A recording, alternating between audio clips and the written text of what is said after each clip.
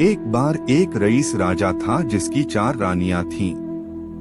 वो अपनी चौथी रानी को सबसे ज्यादा प्यार करता था और उसे महंगे कपड़ों से लादे रहता और बेहतरीन खाना खिलाता था। उसे महंगे कपड़ों से लादे रहता और बेहतरीन खाना खिलाता था। वो उसे केवल सबसे अच्छा देता था।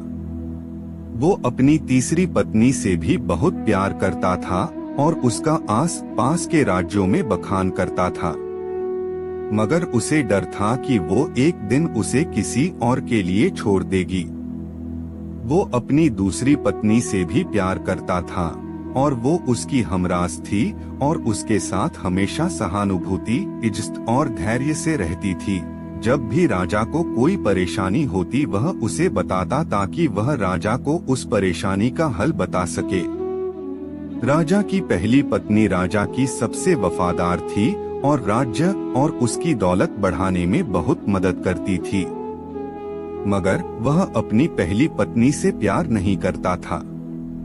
एक बार राजा बीमार पड़ गया और उसे समझ आ गया कि उसके पास समय कम है, इसीलिए उसने अपनी चौथी पत्नी से पूछा कि मैंने सबसे ज्यादा प्यार तुमसे किया है और तुम्हें सबसे बेहतरीन चीजों से नवाजा है और तुम्हारा सबसे ज्यादा ध्यान रखा है।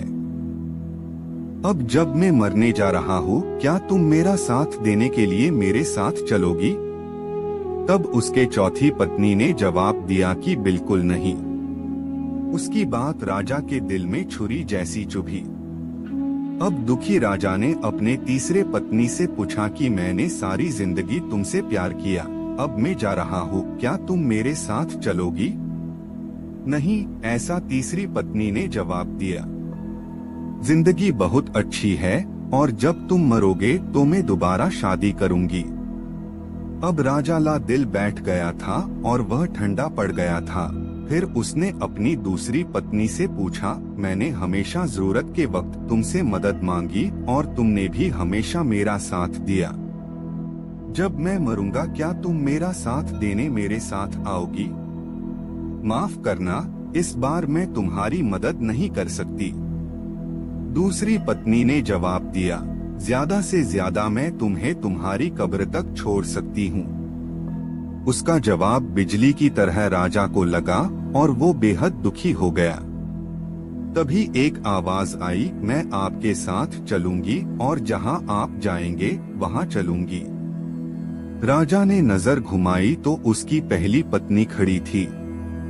वो बेहद कमजोर थी क्योंकि वो खाती नहीं थी। दुहक से भरकर राजा ने कहा कि जब मेरे पास मौका था तब मुझे तुम्हारा बेहतर ध्यान रखना चाहिए था। दोस्तों, इस कहानी से हमें यह सीखने को मिलता है कि हमारी चौथी पत्नी हमारा शरीर है। हम चाहे इसे सजाने धजाने में कितना भी दिल लगाएं, मृत्यु के समय ये हमें छोड़ जाएगा। हमारी तीसरी पत्नी हमारी संपत्ति, दर्जा और दौलत है। जब हम मरते हैं ये औरों को मिल जाती है। हमारी दसूरी पत्नी हमारा परिवार और समीगण है। चाहे वो कितना ही हमारे साथ हो, ज्यादा से ज्यादा वो हमारे साथ शमशान तक आ जाएंगे, पर उससे आगे नहीं।